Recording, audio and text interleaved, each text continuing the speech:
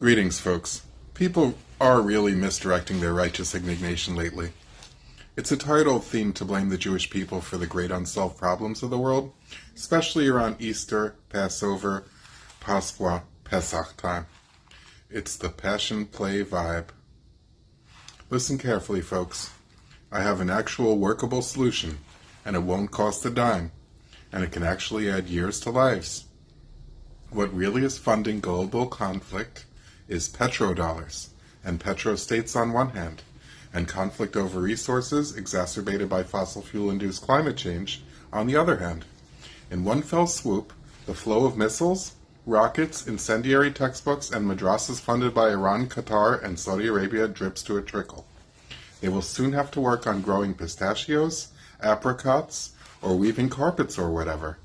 The answer is, folks, since September 12, 2001, we should have stopped buying any more Middle Eastern oil.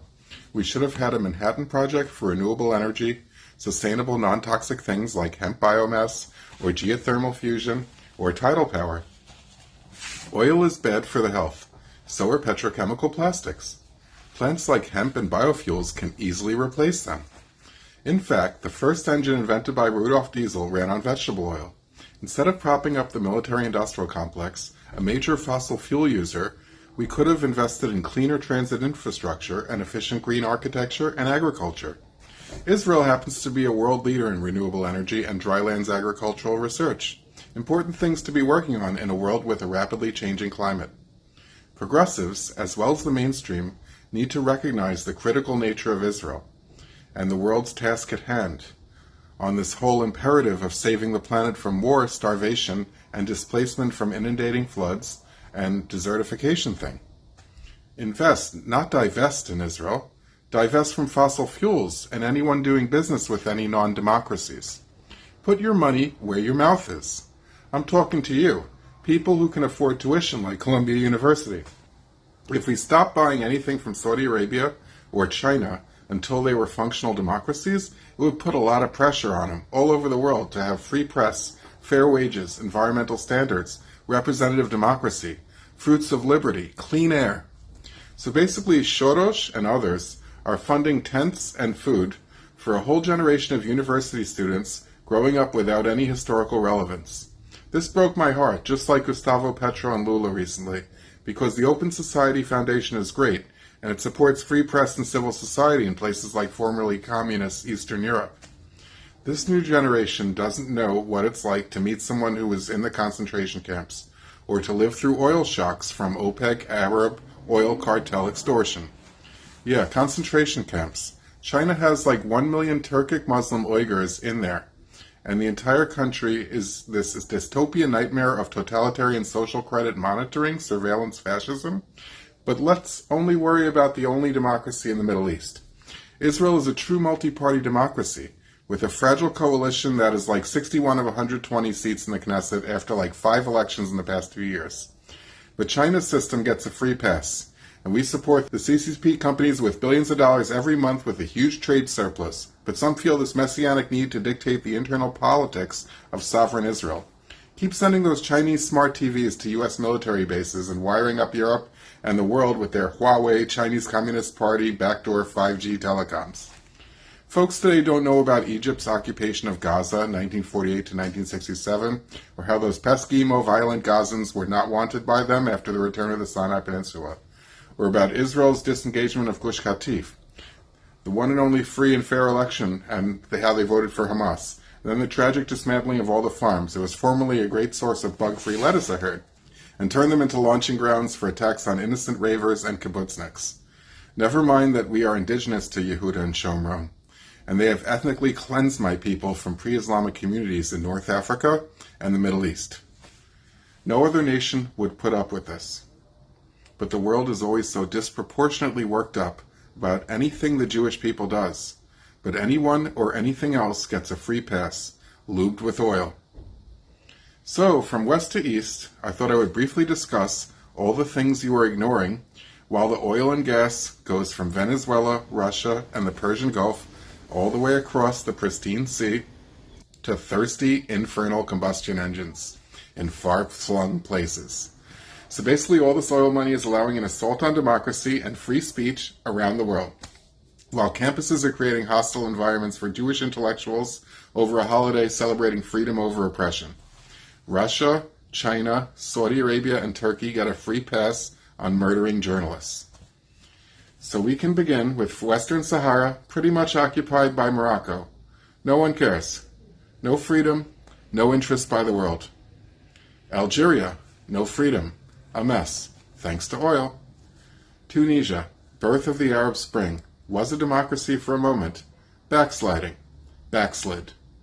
So, last year they attacked a holiday celebration of the few indigenous Jewish Tunisians who had the cojones to dare return to their ancestral island to engage in spiritual practice. Silence. Libya. Civil war. Post-Gaddafi life corrupted by oil. No one cares but the Republicans about Benghazi and Hillary Clinton. Egypt. A mess. Population is out of control. They are not self-sufficient in food, and Ethiopia just built a dam upstream on the Blue Nile. Combine the upstream development with the loss of Ukrainian wheat, and Egypt has a famine of biblical proportions brewing. Perhaps they could have spent less on their military for the past 3/4 of a century, or not scared off most of their Jewish and Christian minorities. History shows, like after 1492 in Spain, or 1945 in Belarus, some places never really recover. Extinction is permanent. Back to Egypt, Israel gave back the Sinai Peninsula and all they did was leave it depopulated and poorly maintained, and now ISIS has a foothold there, threatening the Negev. Tangentially, I visited Dahab in the Sinai on a trip from Eilat to Taba, and the shore of the Red Sea was a unique place. I'll never forget the long taxi ride on the sandy roads built by Sahel in the 1970s, and the room with the saltwater plumbing at the Flying Kangaroo Hostel for like $2 a piece. Hanging on the shore of the saltiest and warmest little arm of the Indian Ocean, the Gulf of Eilat, Aqaba, with the Scottish acid jazz fans, with the dirtweed from Sudan. Okay, North Africa is covered. Let's not even begin with sub-Saharan Africa, because the world is like completely oblivious. Pristine forests are being rapidly destroyed, and precious watersheds continue to be wrecked from autocrats profiting from mines and monocultures, with workers, including children, working in slave-like wretched conditions. China and other autocracies have a deep hand in all that, but let's please pile on and distract our attention to one place. Seems like a fair trade. Not everyone is sipping fair trade coffee and nibbling on chocolate that protects endangered species. Off from Africa to Cyprus. Does anyone know that Nicosia, Cyprus, is the last divided capital city in Europe? So, Turkey decided to go in there in the 1970s and rip off a big portion of the island closest to them. There was no legal justification, nor rationale. Turkey gets away with it for decades, with the United Kingdom kind of in between like a referee, with another 4% of the island. No one really expects to get a free tent to camp out to stop that occupation. Well, it goes on, and I say from the Aegean to the Mediterranean Sea, Cyprus will be free. So while the world continues to pile on the Jewish people, wherever they are, notice that they are no longer in North Africa. They have been ethnically cleansed from that region, even though their documented habitation in ancestral African communities predates Islam by 500 to 1,000 years.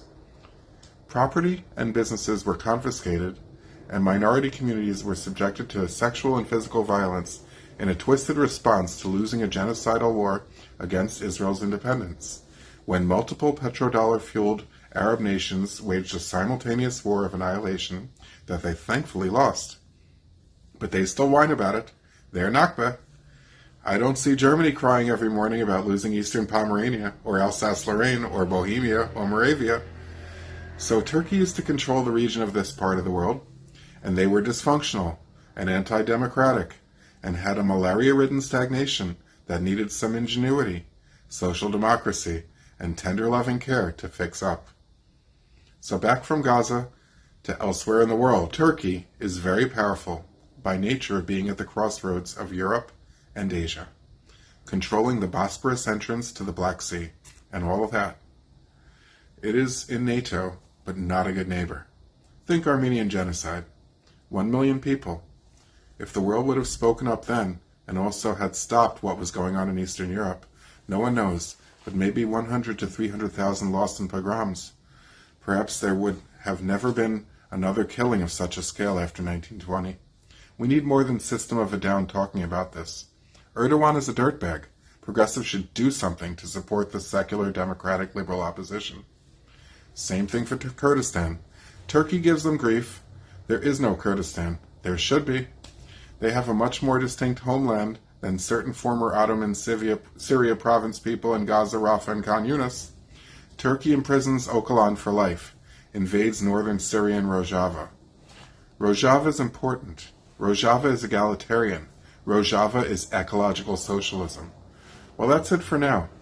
Please subscribe and stay tuned to the Harrison Sings Morrison channel as we observe the world and change things for the better.